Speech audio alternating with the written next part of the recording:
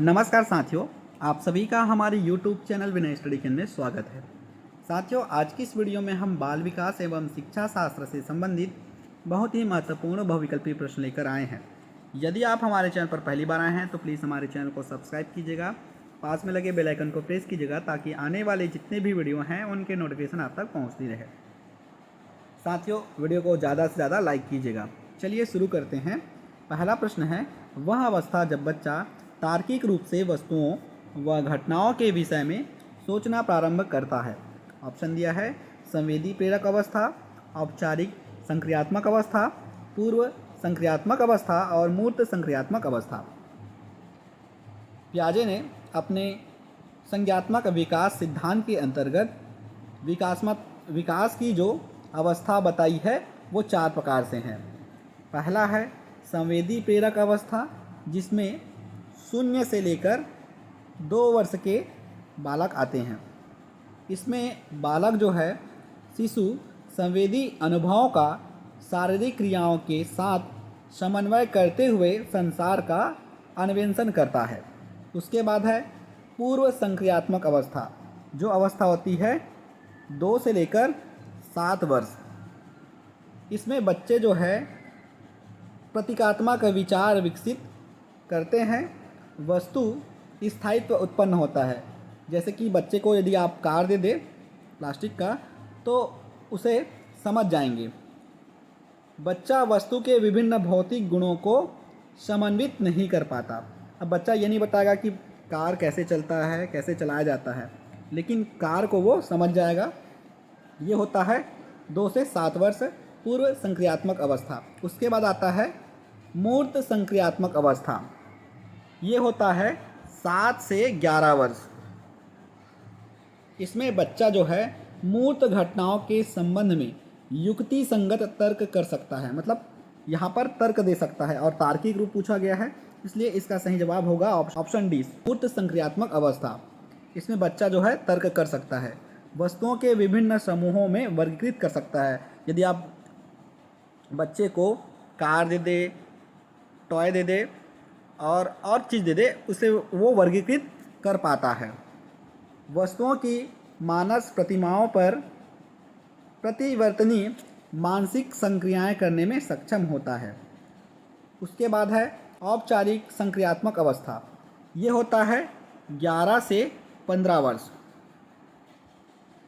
ये किशोर अवस्था है। यहाँ पर जो बालक है वो तर्क कर सकता है, अनुप्रयोग कर सकता है और अमूर्त रूप से भी कर सकता है, परिकल्पना भी कर सकता है, चिंतन भी कर सकता है। तो ये औपचारिक संक्रियात्मक अवस्था है। चलिए आगे बढ़ते हैं।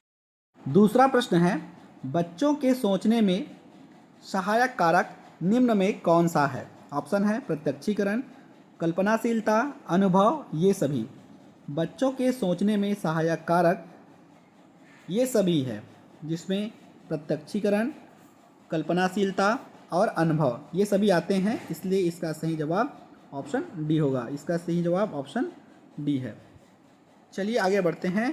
बच्चे अपनी सोच का सृजन स्वयं करते हैं, निम्न में से यह कथन किसका है? पियाजे, पावलोव, स्किनर, कोहलबर्ग। बच्चे अपनी सोच का सृजन स्वयं करते हैं, यह कथन पियाजे का है। बालकों में सोचने की योग्यता सफल जीवन के लिए आवश्यक है, निम्न में से यह कथन किसका है? यह मत किसका है? ऑप्शन दिया है पियाजे, क्रो, स्किनर और पावलोव।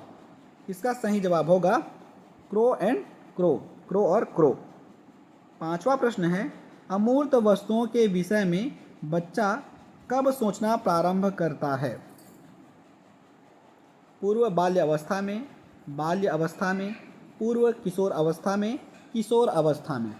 तो इसका जवाब आप लोग नीचे कमेंट बॉक्स में कमेंट करके बताइएगा। बच्चा जो है अमूर्त वस्तुओं के विषय में सोचना प्रारंभ करता है, वह अवस्था है पूर्व किशोर अवस्था में। बच्चे के सोचने की प्रक्रिया में किस आधार पर सोचने को सबसे उच्च माना गया है? रुचि के आधार पर सोचना, अनुभवों के आधार पर सोचना, तर्क के आधार पर सोचना, अनुकरण के आधार पर सोचना। इसमें सही जवाब होगा तर्क के आधार पर सोचना, ऑप्शन सी। किसी बालक में तर्क के आधार पर सोचने की क्षमता के विकास के लिए आवश्यक तत्व है भाषण संप्रेषण में निपुणता, असीमित कल्पना शक्ति, बालक के समक्ष अनेक समस्याएं, उसकी बोलने की गति। सही जवाब होगा भाषा संप्रेषण में निपुणता। अधिगम के अध्ययन हेतु निम्न में से किसने क्रिया प्रसूत अनुबंध का उपयोग किया? ऑप्शन है स्किनर, पियाजे, वाइगोस्की, पावलोव। 8वां प्रश्न का सही जवाब है स्किनर, ऑप्शन ए स्किनर।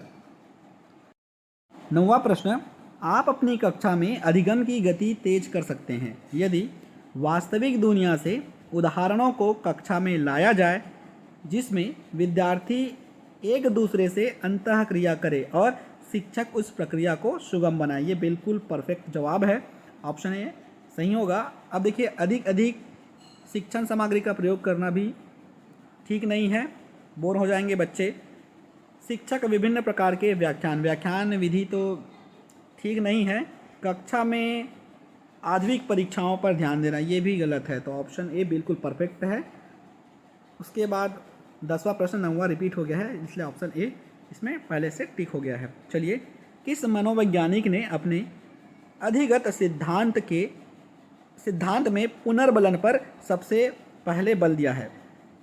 किस मनोवैज्ञानिक ने अपने अधिगत सिद्धांत में पुनर्बलन पर सबसे अधिक पहल दिया है? Option A Lewin, B Skinner, C Hull, D Kohler. सही जवाब होगा ऑप्शन सी हल। निम्न में कौन अंतर्दृष्टि सिद्धांत से संबंधित नहीं है? Wertheimer, Thorndike, Koffka, Kohler. इसका सही जवाब आप लोग नीचे कमेंट बॉक्स में कमेंट करके बताइएगा। इसका सही जवाब है option B Thorndike. Thank you दोस्तों, वीडियो को लाइक कीजिएगा और चैनल पर नए आए हैं तो सब्सक्राइब कीजिएगा। धन्यवाद।